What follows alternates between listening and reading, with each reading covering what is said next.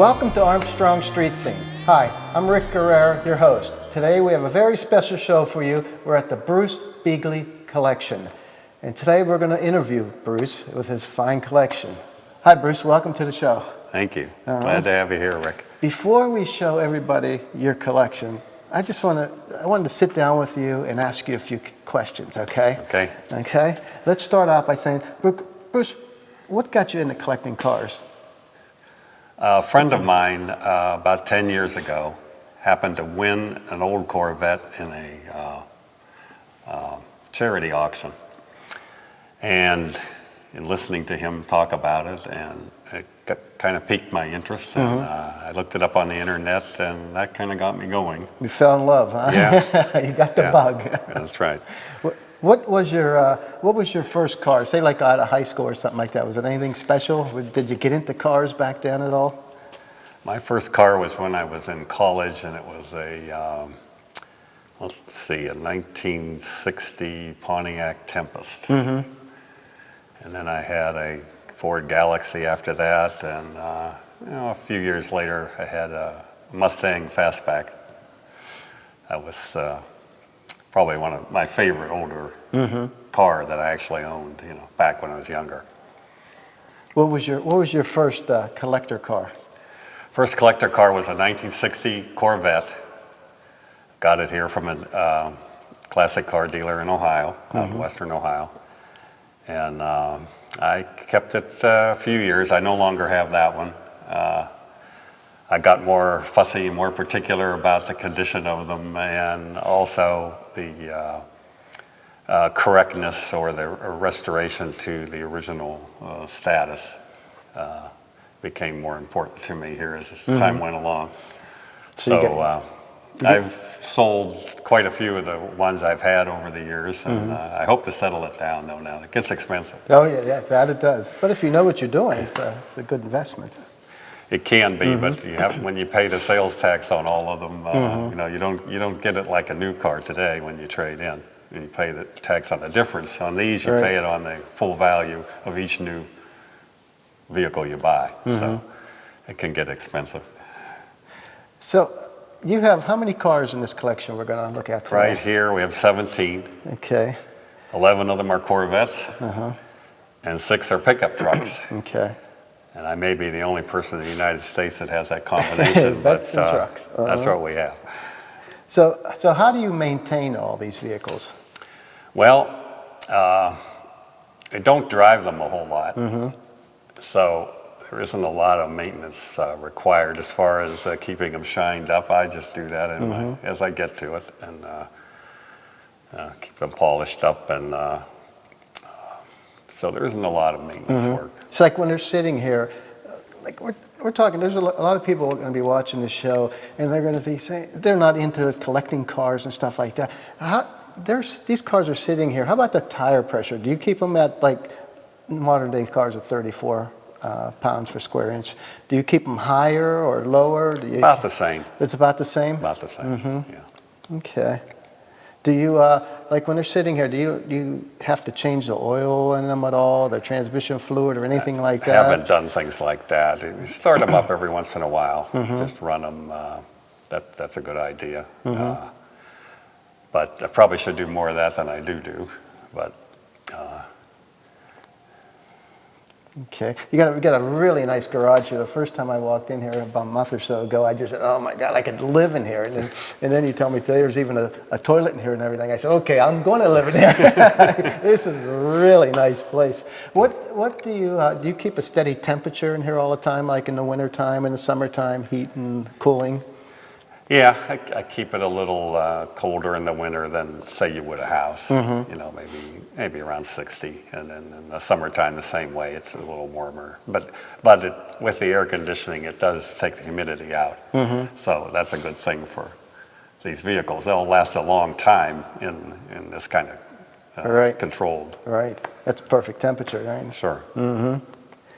Okay, we're talking. You're collecting cars. Where do you find most of your cars at? Most of them I find at classic car dealerships across the country. There are many of them nowadays, and on the internet.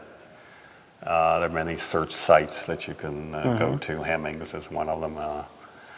And you can put in what the type of vehicle that you're looking for, and it'll show you what's out there, what's available. And sometimes you'll tell a dealer that I've worked with a number of times, tell them what I'm looking for, and they might be able to find something after a while. But it can take a while sometimes, Sure. chasing down. So what just got you into want. vets and trucks? That's kind of like, Well, the Corvette is what I started with, Right. so I just maintained that interest right along. Pickup trucks, I don't know. I just, the first one I had was 6 or 7 years ago, I guess. And I just got more and more interested as time went along in the trucks. They're a great American story. Pickup trucks started on the farm, and also in the small businesses and factories. And of course today you see them everywhere. Sure. They're very Yeah, popular. they got them street rod, they got them stock and everything. These started out, you'll see these trucks, most of them start out, what, $600-700, brand new, something like that. Something like and that. Now they're pulling in some pretty good change. Yeah. They definitely have gone up in the classic car market here in recent years. How do you insure your collection of this size? Do you insure them individually? Do you insure them the whole lot? Well, each one is registered with the insurance company by the VIN number, just like a new car. And but they're called parade vehicles or parade use. So they know you're not driving them every day. Right. It's only very rarely. So the rate's pretty reasonable for them. But now you have to register them individually. There's quite a few companies, insurance companies, that do insure these. I think so, Classic yeah. cars and stuff like that. I know Hemmings does, and then there's a bunch of them, Petersons, and there's a few of them out there. And who you have yours with? Mine's with the same company that has my home owner's okay. policy, Chubb. But they do specialize in the classic cars, and they actually send out a little newsletter every so often about it. So Are these all your cars registered? You can drive them on the road and everything? I don't have them all registered for that. I started out that way, but I found I wasn't driving them enough to really make that worthwhile. So there's only really a few that I have license plates for and the registration. Yeah. Okay, before we get into the collection, we're going to notice with the Corvettes, we'll do the Corvettes first, that they are NCRS certified. Okay? Many of them are. Many yes. of them? Okay. Explain to us what that means. Okay. The NCRS is the National Corvette Restoration Society, and it was established quite a number of years ago and has developed standards for restoring these cars. So their main standard is to restore it to the status that it would have been as delivered by the dealer when brand new. Okay. Would have been. Would have been. Okay. When brand new. Now you're allowed to repaint it and fix it up and all that. Right. But back to the factory original paint colors, condition. But it gets very, very detailed, right down to the numbers on the bolt heads. And the manuals are very detailed. So with Corvettes, you have a wealth of information. They're a real hierarchy that's used for the judging. And it takes a lot of the guesswork out of it. And it's a very exacting thing, however, and very detailed. Now, when you get into something like the trucks, you don't have quite that concentrated knowledge base like there is with Corvettes. There are people out there that know a lot about them, but they're scattered around. Yeah. You have to sort of look for it. It's harder. It's harder to come by. It's not quite the same as it is with Corvettes. Or Mustangs are pretty concentrated also now. I mean, you have a lot of knowledge on those. All right. And so the judging is uniform. There's meets for the Corvettes held by the NCRS around the country every year. And the people who are the judges are very, very knowledgeable. They know just about everything about them. And it's divided into exterior, interior, chassis, operations, and one other one there. Can't remember it. But there's a different crew for each one of those 5 areas, so they really bore in. It takes all day long. Right, but you got to also watch. You don't. We'll show you back in a little while. You don't over restore them, right? Because you'll get points knocked off for that. You can get points knocked off for it being too nice. Yeah, yes, being too nice. Like the lines in there are too straight. Yeah. No overspray, right? There, I know one of them. You got to have the overspray on there. You should have the from overspray. The factory, right? That's right. And if the paint is too nice, right? They use today's paints, the base clear coat paint. It usually is better than what was achieved in the past. Sometimes but those are things that most people, like myself, I'll live with that. It being too nice. Sure, sure. Lose a few points. That's it. They're beautiful. You don't lose too many. All right, Bruce. Now we got through a little bit of interview here. Let's go check out your collection. Sure.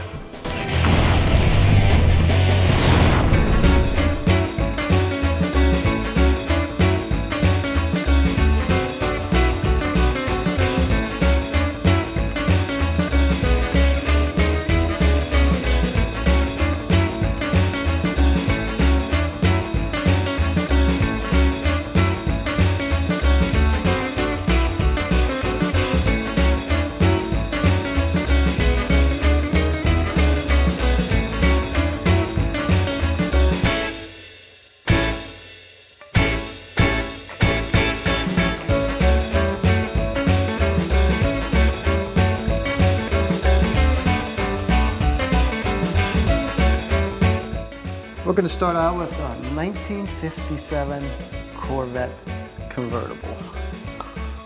Okay. 57. This is 4 years after the beginning of the Corvette. So it's kind of the second series of the first generation. So it's 56 and 57 were similar. This car, I guess we need to mention, doesn't have its hood because it's out being painted on the inside part of it in order to get it to the correct type of paint finish. Right now, a friend of mine and I are going through this car to get it ready for NCRS judging. So this hasn't been judged before, right? this car has not been judged. This one here, this particular one, is fuel injected too. Which It's a fuel injected. This was the first year that Chevrolet offered the fuel injection on the Corvette. It also, I believe, is the first American car to have an engine rated at 1 horsepower per cubic inch. This was the 283 V8, and it's rated 283 horsepower. This is nice, black with red interior. Look, silver, nice color combo.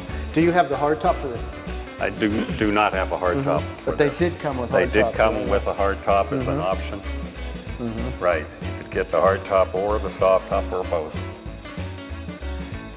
This one, no power steering, no power brakes, nothing. This first generation has none of those conveniences, no air conditioning. That's why the steering wheel is so big, huh?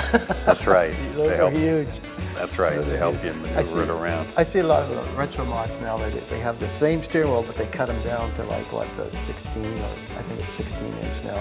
Those got to be what, 18 inch? Or they're pretty big.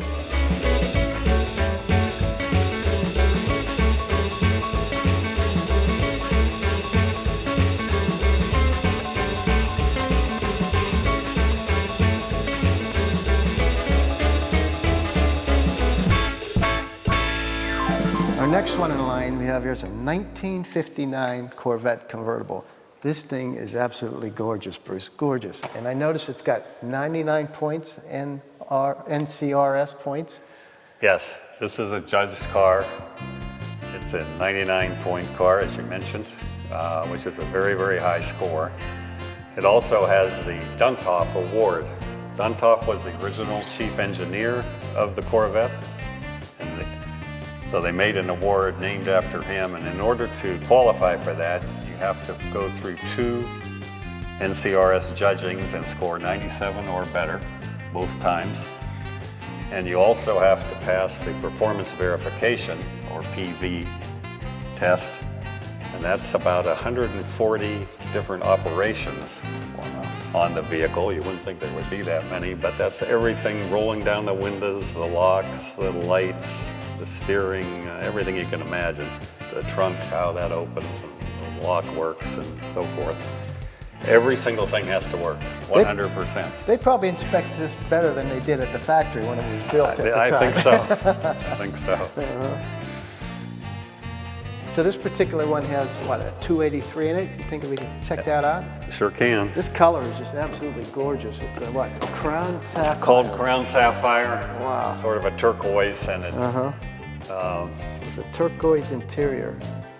only a few hundred made in this color combination with the white coves, and the turquoise interior was unique to this color, or white. That's the only other color you could get that turquoise interior with.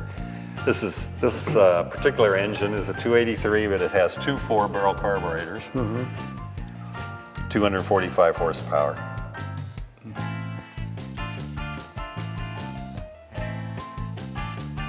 What color top do you have on this convertible? It is a convertible too?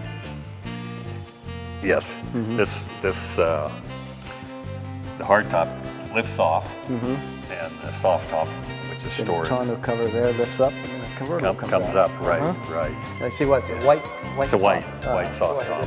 Nice color combo. I love it. I love it. This is for the days of the trunk in the Corvettes. Right.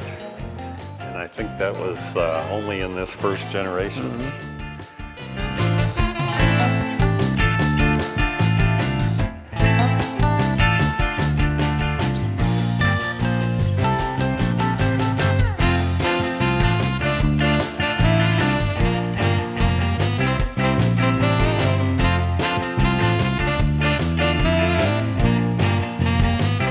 Okay, now we're moving on to the 1961 Corvette, which changed pretty drastically, the back end anyway.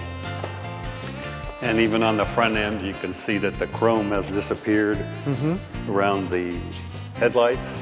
All right. And yes, the grille is toned down quite a bit compared to the earlier years. Don't have the teeth Less on it. chrome. Chrome is starting to disappear, although not completely.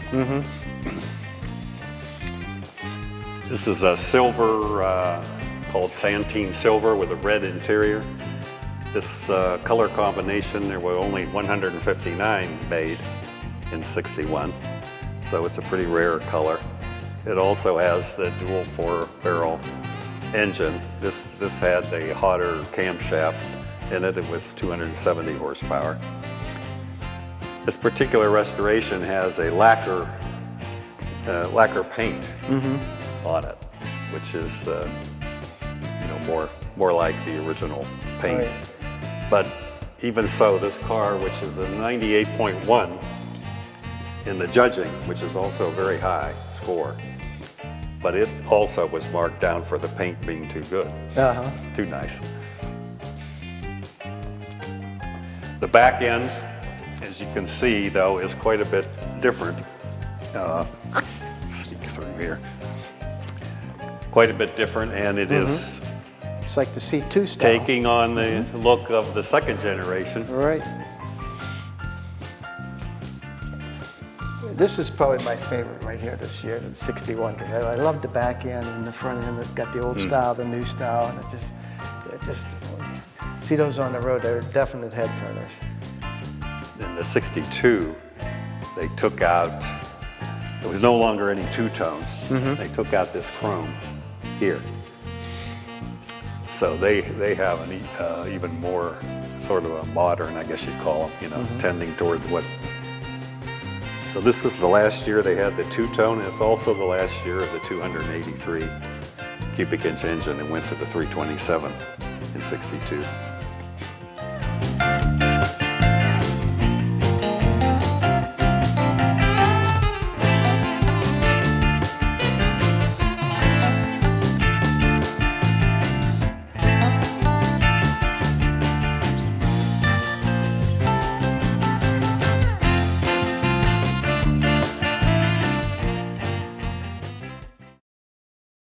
Now we're going to move on to probably, I would imagine, the most desired of all Corvettes, the 63 split-window Corvette. Yeah, certainly is one of the most desired, and this is the first year of the second generation Corvette. And while we're here at the front of the car, these, I'll call them fake grills, were only used in the 63. They disappeared after that year. But this model had the hidden First headlight. year for that. First year for the hidden headlights, right? That's right. First year for that, and first year for many options like power steering, power brakes, air conditioning. And this particular one here is an automatic transmission car, which probably only about 20% of the cars in 63 were automatics. And it also has power steering and brakes. And back here, this is the famous split window. This was only in 1963 because there were a lot of complaints from drivers about the rear visibility, or the lack of same. Right. And so they went to a single window after this year. But of course, these are quite sought after today. Sure. For that reason. It's just a great look, that split window like that. It is. Then in 64, they took that out of there and made a full window. We'll see here, this one come up next. That's right. This is a pretty early 63 here. It's been number 698, built in October of 1962. So it's an early version of the second generation, and the first ones to carry the Stingray name. And these were a very big success when they came out in the automotive world. This new generation of Corvette. The handling was much better, and the comfort for the driver was better also. It's quite a bit more room. Although it's still a little cramped by today's standard. Once you get in, you're not bad. It's just getting in. Getting in and out. Got to stay in shape to get in. That's right. But boy, what a beauty. What a beauty. Well, the other thing about this, it has the original Corvette colors, white exterior and red interior. And in 1953, when the Corvette came out, that was the only color available.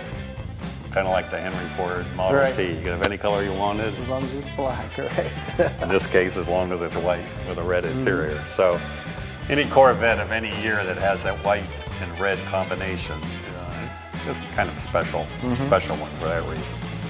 So how about these ones are 327 with 250 horsepower. Is there an optional engine you can go with this? There were several optional engines. This is the base engine. There was a 300 horse. There was a 340 horse that had a solid lifter camshaft. And then there was a fuel-injected one, which was 360 horsepower.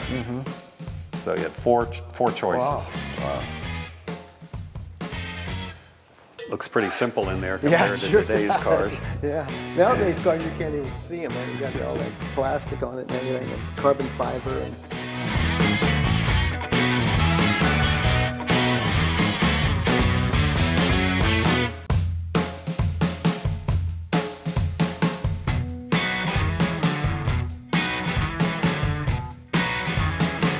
okay, now we're moving on to a 64 Corvette Coupe. Okay, all red. A lot of Corvette guys say it's not a Corvette unless it's red. You know? Red, right. This is a Riverside Red, it was called this year, 64. And it also has a red interior. And actually that combination was not all that common. More often than not, you'd have the black interior with this. Of course, the immediate difference is the back window there, which is single and would remain through the rest of the series, second generation. They took the split off of it, right? Right. This car is a judged car. It has the top flight designation and also the Bloomington Gold, which is a similar judging thing. It, like the 63, there is an automatic with power steering and brake. and air conditioning. So again, this is fairly untypical for the Corvette of that era to have those options. This one has the 300 horse optional engine. 250 was still the standard engine in '64. You got to mention the rims. These are like That's right. the This has desired the, rims on these cars. Yeah. Yeah, the aluminum wheels, or knockoff wheels, they're called. And these are original wheels here too. They're not reproductions on this one. Those are beautiful. Those really make it pop. Yeah, yeah. Red on red. Very rare combination. Red on red. Yeah. Can we take a look at the engine here real quickly? Sure. 327 V8. Doesn't look much different than the. No, it looks about the same. It looks the same. Yeah. It's the only difference in the 250 and 300 was the carburetor, bigger carburetor.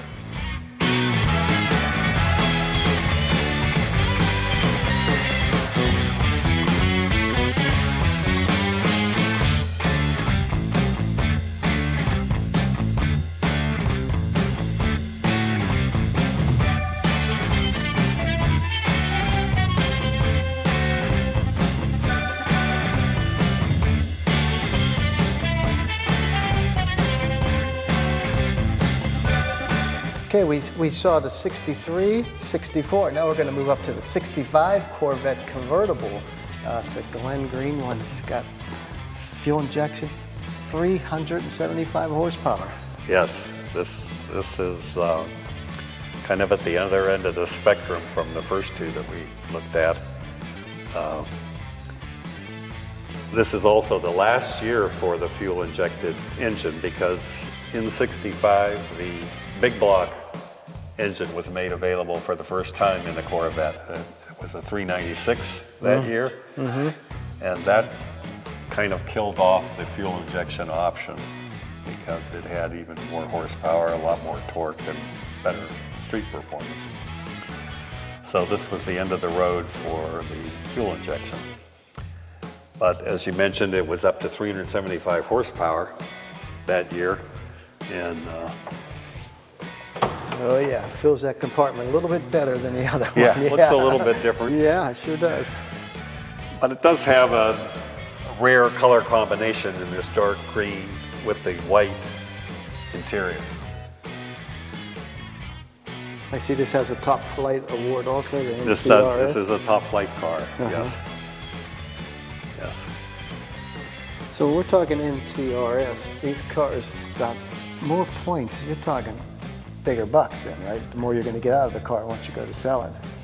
Yes, you'll definitely get a premium for a car that's been judged as NCRS top flight car. All right, from the purist. Yes. Corvette purist. Yes. Yes, you know that most everything on the car is back to the way it was originally. You have to score a 94 or higher to get the top flight designation. So.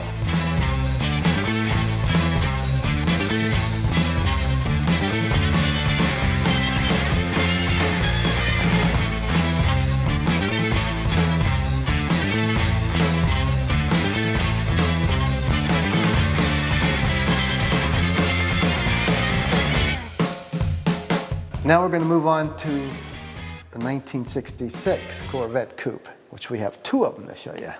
And the first one's the blue one. There are two of them because they're kind of at the opposite poles of the Corvette model in that particular year in two different ways. First, the blue one here, it was made on the first day of production for the '66 model year, and the other one was made on the last day. And then in how they are equipped, this is pretty much a base model. It does have the 4-speed transmission. It now has a tinted glass windshield, but I don't think that's the original windshield for this one. But other than that, this is pretty much a base Corvette. Has the base interior, the base engine, which was 300 horse in '66. Has the hubcaps that are the standard model, not the optional wheels. Laguna Blue, it's called. Laguna Blue. Light, bright blue interior.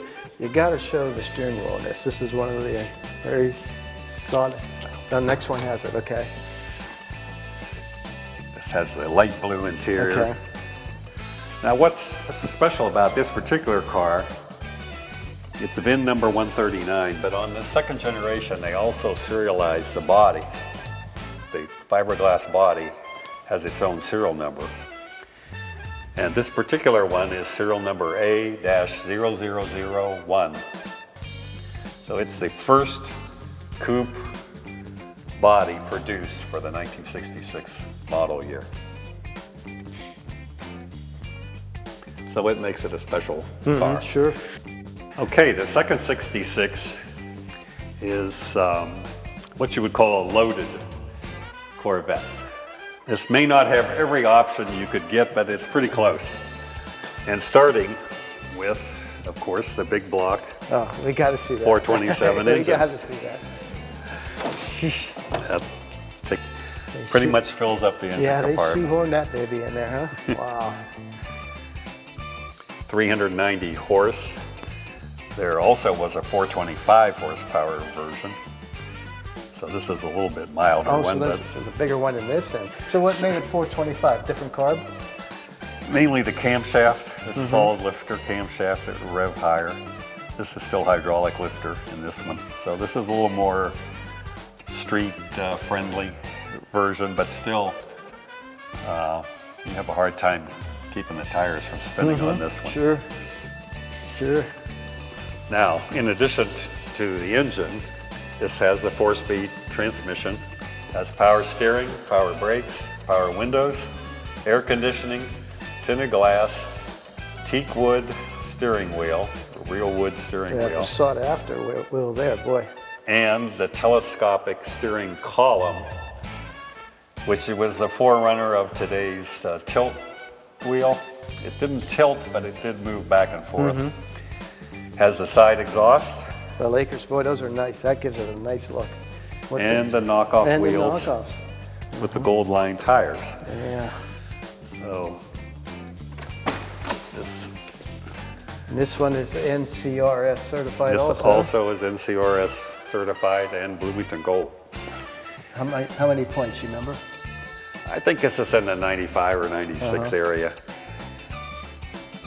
And one other very special thing about this car, it is VIN number 27720, which out of 27,720 that were made, it's the last Oh, okay. Corvette produced in 1966. Wow. Wow. So I'm fortunate enough to have the first body produced in 66 and the last And the last vehicle. one.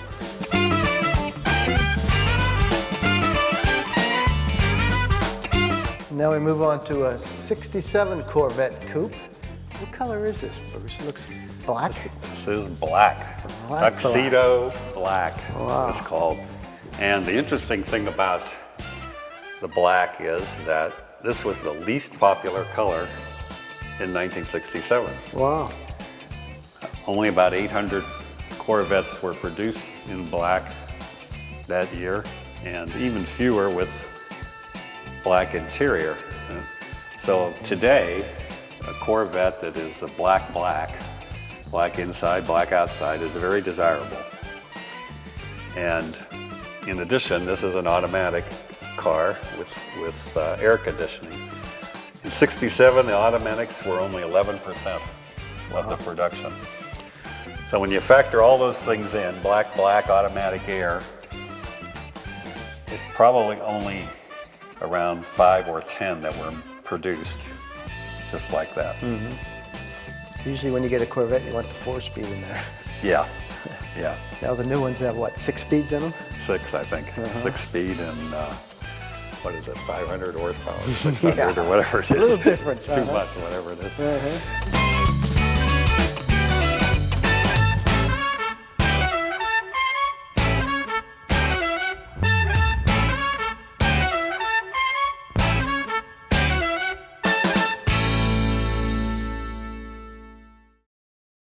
Now we're moving up to the 1978 Indy Pace Car Limited Edition with a whopping price tag of what? Almost $14,000. That's kind of That's right. big. Yeah, it was a big jump there. The other ones were like $5,000, and this one Right. is very, very special. Hasn't seen much daylight.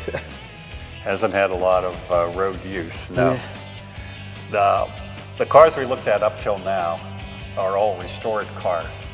They've been repainted, and in some cases, parts of the interior are new, but back to the factory original specs. Now the next two, or the third generation, these are what you would call survivors. Mm-hmm. These are just exactly the way they left the factory, with the exception of the battery. Let's say exactly. You'll see why. The exception of the battery. Uh-huh. We would make that exception, and as far as I know, that all the other parts are per original, and the paint is the original paint job. As you mentioned, this is a 78 pace car.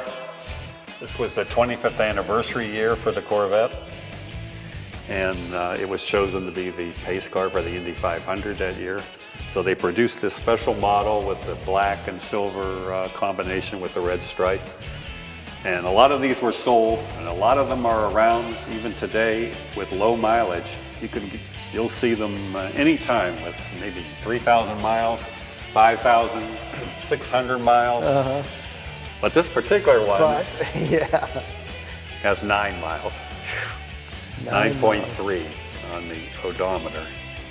And so it has to be, if not the lowest, certainly one of the lowest mile survivors in the country. And when this car, there's stickers that go on the side here. There are. They're decals. They're in the box in the back. But that's how these come, right? They came this way. They came this way, and then So the dealer would put them on, right? Dealer would put them on or not put them on if the owner chose to leave it this way. Either way. And when the camera rolls around over here, the passenger side of this car has been left the way that it was as delivered from the factory to the dealer, with the protective plastic coating on the seats and the cardboard on the floor. That's the way it came, so to keep it looking fresh and new. There was an optional engine. I believe this is 185 horsepower. Now, this is after the introduction of the smog pollution equipment, which lowered the horsepower ratings. And then the companies changed their horsepower ratings system also. So, but this was a 185. The optional engine was, I believe, around 220. It was also a 350. It's a 350.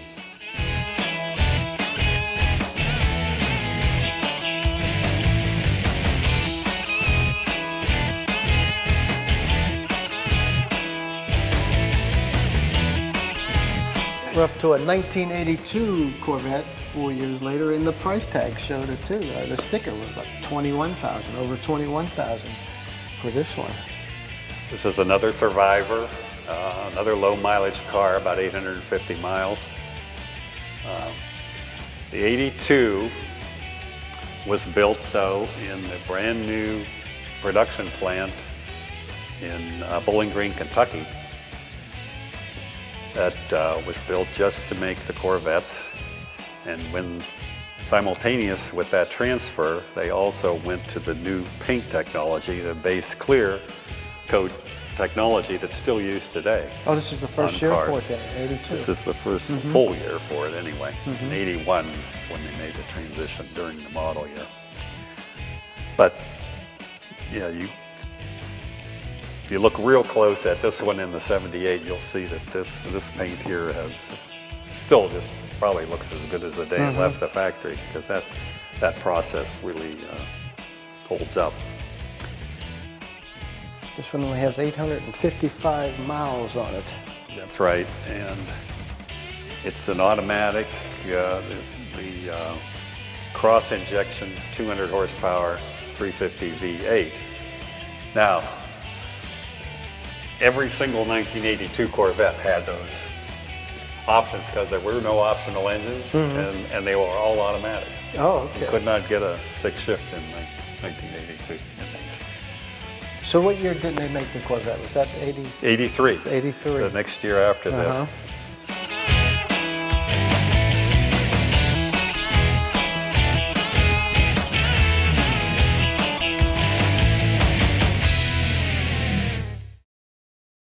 Okay, we're going to move on into Bruce's collection with the trucks. We have what? 6 of them in here. This is the 46 Chevy 3100 series. 3100 series. Yes. This is a beaut. It is. This is one of my favorites here. I think Chevrolet really achieved a styling milestone with this particular truck.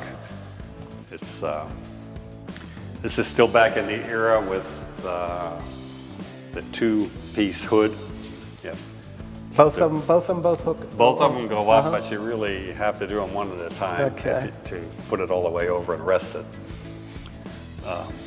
Nice way to work on your engine, huh? You got all that room in there. All that room, yes. And this is restored in original paint combination of Swift's red and Malin black with a argent silver stripe right here.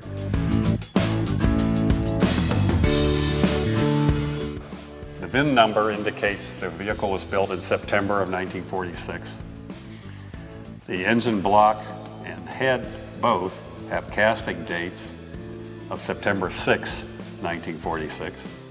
Transmission casting date is August 30, about a week earlier of the engine.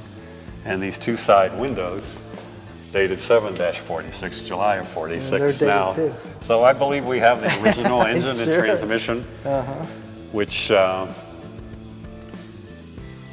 for people that are interested in that, they would kill for that lineup of dates. And this has it. So These trucks, when they were produced, were probably selling for what?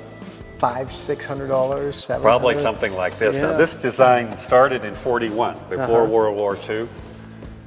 And during World War II, the car companies, all of them, stopped making consumer vehicles as we're making war Jeeps and so forth for the war. And so this started back up in 45 or 46. So this model is the one that transcends over the World War II years.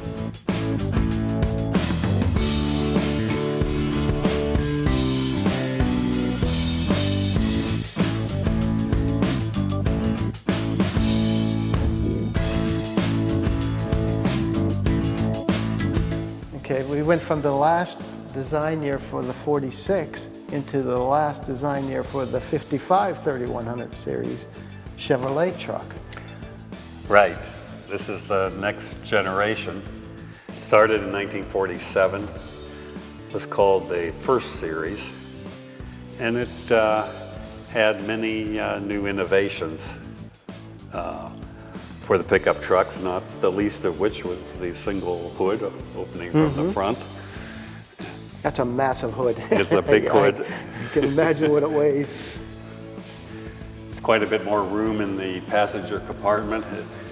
This one has the optional, what was called a 5-window model with these 2 quarter windows.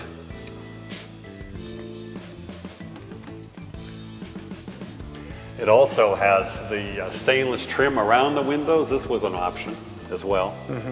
There's probably not very many options back then, huh? There weren't a lot of them, no. But this had 4-speed transmission, which was an option. It had a heater, which was an option. And it has a sun visor on the passenger side, which you paid about $3 extra to get. And looks like you got a radio in here also? Yes, Yeah, that's probably the an radio option. Yeah. as well. I got this from the fellow that had restored it up in New England. And he had taken it to many, many local shows up there and won a lot of trophies with it. It's in the original transport blue, the color, 1955 color. Wheels are painted accurately. It has the inline six-cylinder engine.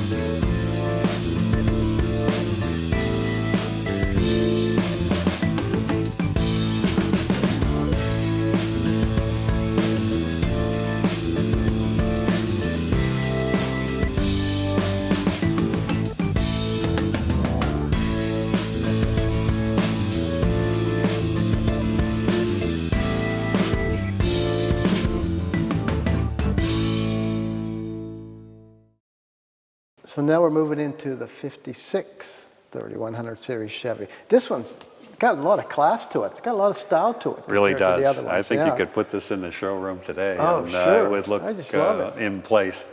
It's got a very nice look to it. Yeah, yeah. There's really a huge difference here in two.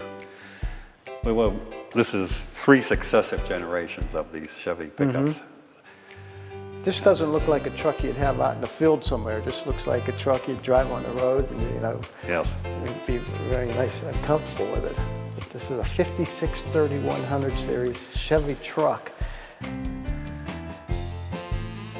Yes, this one I happen to have the original sales invoice and service book for. So we know the original dealer that it was sold to. It's the one that's marked on the bed Independence Canvas. out here.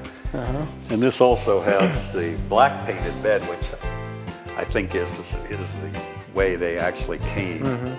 Not like the other ones. Not like the other ones, which are varnished, but that's... Gives it a good look to it, varnished look. oh yeah, it does, and that's the way you see most of them today. They like that varnish. So this one here has 50,000 miles on it? 50,000 miles, right. It's got the inline 6 engine and 3-speed manual transmission on the column. 3 on the tree. 3 on the yeah. tree. Yeah, this is nice. I like this one. This got Yeah. a lot of style to it. Very easy to drive this. It doesn't have power steering, but it almost feels like it does. Very easy to turn it, and yeah, it's a nice. Has this windshield The visor, yeah. visor here. Let's see that other pedal. What's that other pedal for, Bruce? We got 4 pedals in here. The one on the far right is the starting. That switch. Oh, You okay. put your foot on that. The Okay. 55 was the same way. Okay. In fact, I think all these Chevys here are that way. Yeah, you have to kind of put your foot across sideways over on that, press that down to crank it. And then at the same time, with the same foot, try to work the accelerator, you know, to keep the car going if it cranks, or to pump it a little bit. That's Yeah, why it takes a little getting used to. You bring the wife on so she can use her foot. Yeah. Okay, for all you Ford lovers, now we're into the Ford trucks. We're into a 1949, first year for the F-Series truck pickup. And this has the F1 designation on the side. And it's the forerunner of today's F-150. And this series, which was introduced right after World War II, was the first one that carried that F designation. 51,000 miles. It also is a first prize winner at the Antique Automobile Club of America show in 2006. Wow. This is basically a base truck here, an F1 Ford truck. I see there's no options on it whatsoever. Not really. It's pretty much a base truck. I think the side mirrors were options. But it has the flathead 6. They also had the flathead V8 available, but there was only 5 horsepower difference between the two. This is 95 horse and the V8 was 100, so it wasn't a big difference. What got you into the Ford's trucks versus the Chevy trucks? What I was trying to do here was to have those 3 generations of both the Fords and the Chevys, starting with the World War II generation and then the 2 succeeding generations. I haven't quite found that war year Ford yet that suits me, so The 49 is the earliest one that I have.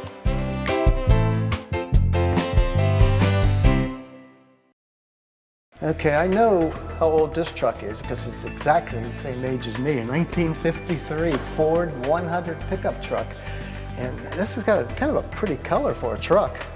Glacier blue, as it actually was a factory color in 1953. Yes, that always gets a lot of comments. I notice it has California plates on it. I wonder if that has It does. anything to- It came from California. Uh-huh. I got it through actually a dealer in Idaho, but they had obtained it from an owner in California. The 53 was Ford's 50th anniversary year. And on all the pickup trucks, they have a bezel on the steering wheel that indicates that 50th anniversary. So, and that's an actual Ford part there, not a reproduction. 4-speed manual transmission. Right, 4-speed on the floor, so that would have been an option too. This is a very pretty looking truck. I have a 53 and a 54 Ford. Okay. And they're both in the same series, they're very similar. A little bit of difference in the grille, but the two are, and this one has maybe a couple extra options like that windshield visor and the rear fender skirts. Is that factory? I think so. Uh-huh. I think it was. The reason I have these two, though, and the thing that appealed to me about it, is the 53 is the last year of the flathead engine, the famous Ford flathead V8 that was produced for about 20 years. 1953 was the end of the road. The 54 has the overhead valve V8 engine. In the first year or two, the overhead valve, Ford kept the displacement at 239 cubic inch, which was the same as a flathead. So you have a 239 flathead and a 239 overhead valve. The flathead had 106 horsepower. The overhead engine the next year was 130. Oh, okay. So it was more than a 20% boost in power just from the change in technology. And that's really one of the more important technical transitions of the 20th century in the automotive world, from the flathead type engine to the overhead valve design. This has very few miles on it also, 17. This is only about 18,000 miles. Jeez, where do you find these at, Bruce? Found this one. Especially with trucks, you know, you'd think people just use them and use them. A fellow down in the middle of Ohio, down around Ashland, Ohio, had this truck and he had restored it and was very meticulous about it, right down to the labels on the engine and everything about it. Yeah, I think on this one, what you see is all going to be very, very correct, because this What color is this? this is meadow green. That was a color that Ford used through this whole period of time, actually, over several years.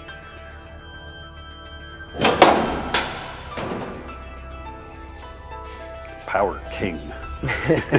130 horsepower. This is the Ford Y block that then went on to be a 272, a 292 that was made for a long time, and up to a 312. It was used in all the early Thunderbirds. And,